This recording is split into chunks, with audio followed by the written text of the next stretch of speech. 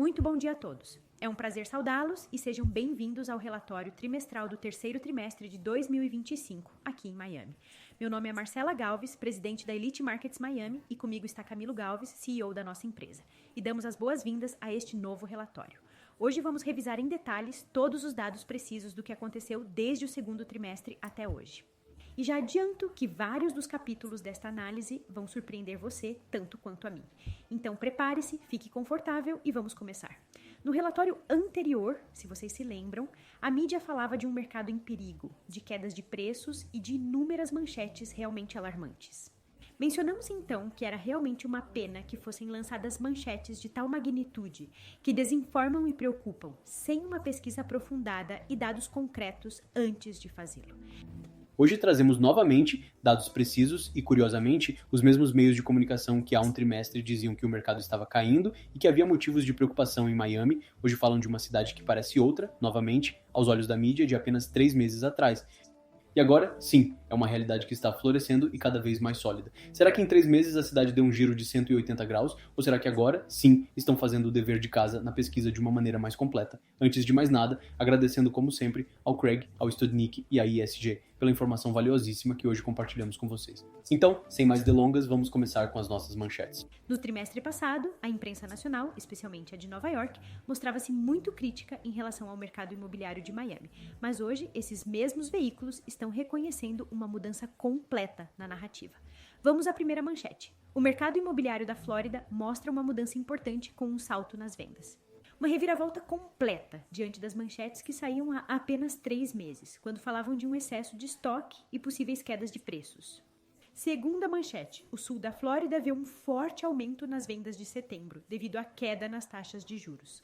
Também do Miami Herald, mas publicado em setembro. E atenção a este detalhe, se em setembro as vendas já estavam subindo por causa da queda das taxas, hoje as taxas estão ainda mais baixas.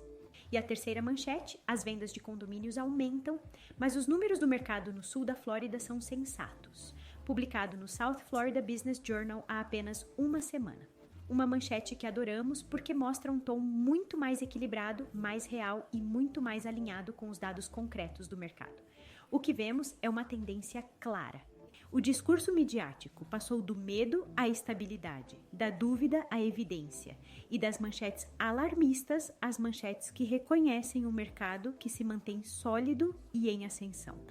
Vamos começar com o MLS, que mostra as vendas e listagens de condomínios registrados este ano na Grande Miami, que compreende Miami-Dade, Broward e Palm Beach. Durante o segundo trimestre, as listagens subiram para 25 mil unidades, frente às 22 mil que normalmente vemos em média. À primeira vista, isso fez pensar que havíamos passado de um mercado de vendedores para um de compradores. Até que analisamos a idade dos condomínios. Aí vocês verão a verdadeira história que as manchetes não contaram. No fechamento do segundo trimestre, cerca de 90% do estoque de revenda tinha mais de 30 anos, todos sujeitos às novas leis do Milestone após o ocorrido em Surfside. O que isso significa? Que esses edifícios antigos precisavam se adequar aos códigos de construção atuais e em muitas associações não têm o dinheiro para fazer isso. Por isso, foi necessário emitir as famosas taxas extras, o que aumentou temporariamente o estoque e pressionou os preços para baixo. Tudo isso é verdade. O que não disseram foi que, quando olhamos para os condomínios mais novos com menos de 30 anos, a história muda completamente. Havia apenas 3 mil unidades disponíveis, o que deixava claro que este segmento continuava sendo um mercado de vendedores. Durante este terceiro trimestre, vimos uma mudança positiva. O estoque total caiu de 25 mil para 24 mil unidades, mas o mais importante é como a composição do mercado mudou. Hoje, há 6 mil condomínios à venda com menos de 30 anos, o dobro do que havia há 3 meses. Um estoque que agradecemos e de que precisamos. Já vamos ver o porquê quando falarmos da demanda. E que os edifícios mais antigos baixaram de 21 mil unidades para 17 mil unidades. E o que isso significa? Que parte desse estoque antigo também está sendo vendida. Felizmente, nem todos os edifícios antigos estão em más condições ou já conseguiram solucionar seus problemas. Então sim, ainda existem alguns desafios, mas o mercado está absorvendo o estoque e caminhando para o equilíbrio. Provavelmente, o pior para os condomínios antigos já ficou para trás. Vamos passar agora para uma das reflexões mais acertadas deste trimestre. Há alguns meses, Jorge Pérez, presidente do Related Group e sócio da Related ESG, junto com seus filhos Jean Paul e Nick Pérez, foi entrevistado pela CNBC para falar sobre o estado do mercado no sul da Flórida. Essa entrevista ocorreu exatamente durante o segundo trimestre. Nela, Jorge Pérez disse uma frase que já havíamos mencionado no relatório anterior, mas que vale a pena repetir porque ajuda a entender perfeitamente os dados que estamos vendo exatamente hoje.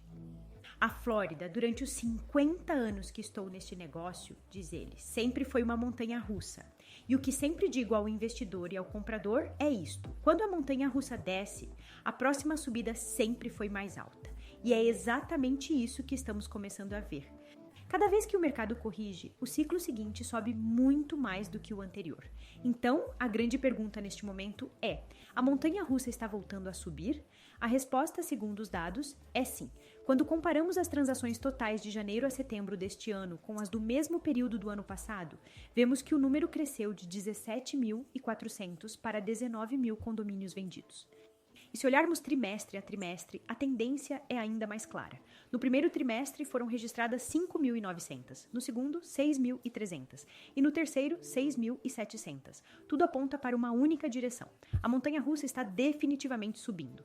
E o mais interessante é que isso está acontecendo apesar de neste ano as taxas hipotecárias terem estado muito mais altas do que as do ano passado. Mesmo com esse cenário, a demanda se mantém firme e a atividade do mercado continua crescendo. Se analisarmos o tempo médio de mercado, a mudança é ainda mais contundente.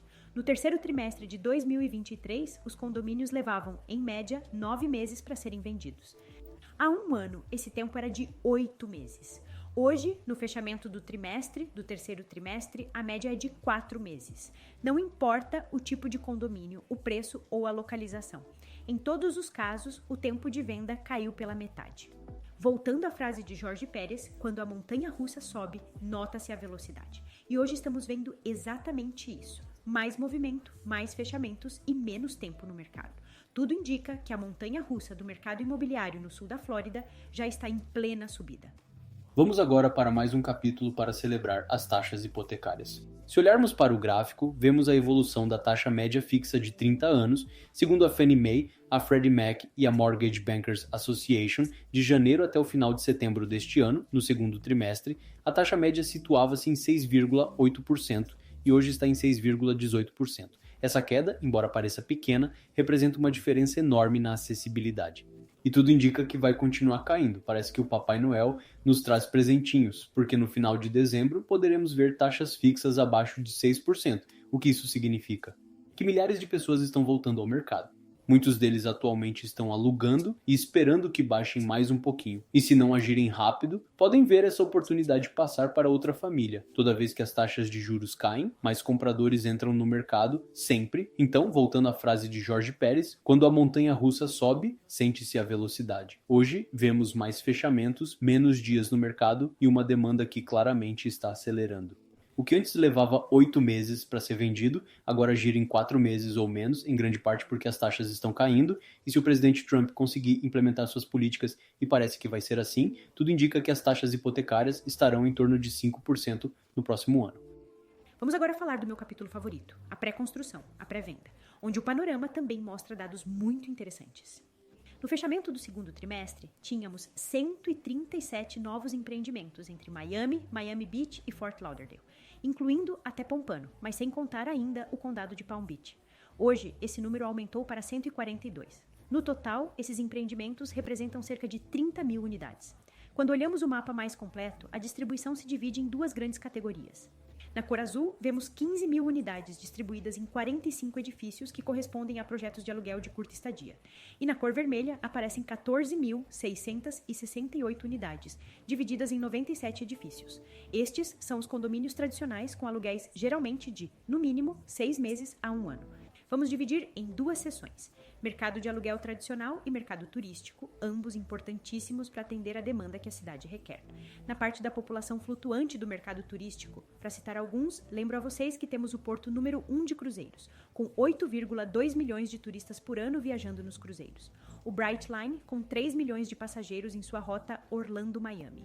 Pelo Miami International Airport, foram transportados 56 milhões de passageiros em 2024. E sem contar que somos sede de eventos, como o recente American Business Forum, onde compareceram personalidades de caráter global, como Ken Griffin, Jeff Bezos, o presidente Javier Milei, a princesa Rema Bandar Al Saud, Lionel Messi, Serena Williams, Eric Schmidt, para citar alguns. e somos sede de eventos de categoria mundial como a Art Basel e o Ultra Music Festival. E uma das únicas cidades do mundo com todos os esportes: Fórmula 1, tênis, basquete, golfe, beisebol, futebol americano, futebol, hóquei. E seremos sede da Copa do Mundo em 2026. Nosso mercado turístico continua e segue sendo ainda mais sólido e em crescimento. Agora vamos focar nos condomínios tradicionais em pré-construção, porque é um produto de que precisamos com urgência. São uns 15 mil condomínios tradicionais em projeto. Desses 15 mil, apenas a metade está em construção. O restante ainda está em fase de planejamento ou aguardando condições financeiras mais favoráveis. E é aqui que vale a pena colocar isso em perspectiva com a história. Durante o boom dos anos 2000 a 2007, foram construídas 59 mil unidades entre Miami, Miami Beach e Fort Lauderdale. E sim, foram muitas. 275 edifícios em apenas 7 anos. No ciclo seguinte, que começou mais ou menos em 2011, 2012, foram construídas 19.400 unidades distribuídas em 123 edifícios. Esse número, cerca de 19 mil, 20 mil unidades por década, é o mínimo de que o sul da Flórida precisa para suprir seu crescimento populacional natural. Isso, lembrem-se, sem contar a compra de segundas residências nem os investimentos estrangeiros. Mas hoje, estamos muito abaixo dessa meta. Atualmente, há uns 15 mil condomínios em desenvolvimento nesta década, que começou em 2021, e apenas 7.600 delas estão realmente em construção. Ou seja, continuamos com um estoque escasso que leva tempo para ser entregue. São torres monumentais de 50, 60, 70 e até 100 andares, como o Waldorf Astoria em Downtown Miami. E quando consideramos que mais da metade dessas unidades já estão vendidas, isso deixa apenas 3.600 disponíveis para os próximos 4 anos. Então, a conclusão é clara. O estoque futuro também será limitado para a demanda que a cidade requer. Você sabe o que acontece com a valorização quando um produto é limitado e todos querem um? É exatamente isso que prevemos para o futuro de Miami. Vamos agora falar sobre a demanda, e é importante esclarecer que este número não é uma estimativa. Ele vem diretamente do Departamento do Censo dos Estados Unidos, que mede o movimento de pessoas que entram e saem do estado utilizando carteiras de motorista e declarações de impostos. Depois, soma os nascimentos, subtrai os óbitos e assim obtém um número real do crescimento populacional. De 2014 a 2023, a Flórida teve uma média de cerca de 1.000 novas pessoas por dia, ocupando o segundo lugar em nível nacional. Mas no ano passado, 2023, superamos até mesmo esse recorde, com 1.280 pessoas se mudando diariamente para a Flórida. Este ano, o número voltou a subir. O Departamento do Censo projeta que, em 2025, a Flórida está a caminho de alcançar 1.350 novas pessoas, chegando ao estado todos os dias. Apenas o Texas cresce a um ritmo maior, com 1.450 pessoas por dia. É impressionante, sobretudo quando consideramos a escala. O Texas é 4 vezes maior que a Flórida. Literalmente, poderíamos colocar 4 Flóridas dentro do Texas. E no nosso caso, pelo menos aqui no sul do estado, a expansão territorial é limitada. A leste temos o Oceano Atlântico, a oeste os Everglades, esse ecossistema precioso que mantém em equilíbrio a ecologia da Flórida. Por isso aqui, a única forma de continuar crescendo é para cima. Daí o auge dos arranha-céus, que já não são apenas altos, mas super altos. É a única maneira de continuar acomodando a demanda. E o mais interessante é que esses dados não incluem todos os que realmente estão comprando aqui. Não são contados os investidores internacionais que adquirem propriedades para investimento ou segunda residência, nem os americanos e canadenses que compram residências de férias. Esses números refletem unicamente as pessoas que declaram a Flórida como sua residência permanente. Desses 1.350 novos residentes diários, cerca de 1/3 se estabelece no sul da Flórida, ou seja, Miami, Broward e Palm Beach. Se olharmos para o skyline, os guindastes falam por si sós. Metade dessas obras é de infraestrutura viária, não apenas as novas pontes icônicas como a Signature Bridge em Downtown Miami, mas também a expansão da Interestadual 95 e muitas das principais artérias do sul da Flórida. O Departamento de Transportes entende perfeitamente para onde vai essa curva de crescimento. Para colocar isso em perspectiva, hoje a Califórnia continua sendo o estado mais populoso, com 40 milhões de habitantes, seguido pelo Texas, com pouco mais de 30 milhões, e a Flórida, que já superou os 23 milhões e continua crescendo. Foi em 2012 que a Flórida ultrapassou Nova York em população total e desde então não parou de crescer. A previsão continua extraordinariamente forte e se algo fica claro em toda esta análise é que a demanda não para. A Flórida continua recebendo mais residentes e continuamos tendo um estoque baixo, uma das razões mais poderosas pelas quais o mercado imobiliário do sul da Flórida continua e continuará em ascensão. E antes de nos despedirmos e encerrarmos este relatório, queremos compartilhar uma nota talvez um pouco mais pessoal, porque temos a sorte e a possibilidade de viajar constantemente para diferentes países, organizando eventos imobiliários para nos reunirmos com nossos investidores internacionais e acompanhá-los em cada etapa desse processo de investimento, ou algumas vezes até de férias para algum lugar. E algo que sempre achamos muito interessante é a reação das pessoas quando perguntam onde você mora. Quando respondemos, moramos em Miami, ou quando nossos clientes, nossos investidores, contam que estão investindo em Miami, há um sorriso imediato, um olhar completamente diferente. É como se, naquele momento, tudo fosse compreendido. A energia, a oportunidade, a visão, o que realmente significa estar aqui ou ser dono de uma propriedade em Miami. Hoje dizer moro em Miami ou tenho uma propriedade em Miami tornou-se uma declaração de sucesso, de visão e de pertencimento a um lugar que o mundo inteiro admira. E o que está por vir para esta cidade apenas reforça essa percepção. Acabamos de vivenciar o Miami Business Forum, que, aliás, foi um dos eventos mais importantes de liderança e visão global. Em fevereiro, Miami será novamente sede do torneio mundial de golfe no Doral, com os melhores golfistas do planeta. Depois chega o Miami Open de tênis, no Hard Rock Stadium, e é um dos eventos esportivos mais impressionantes e mais importantes do país.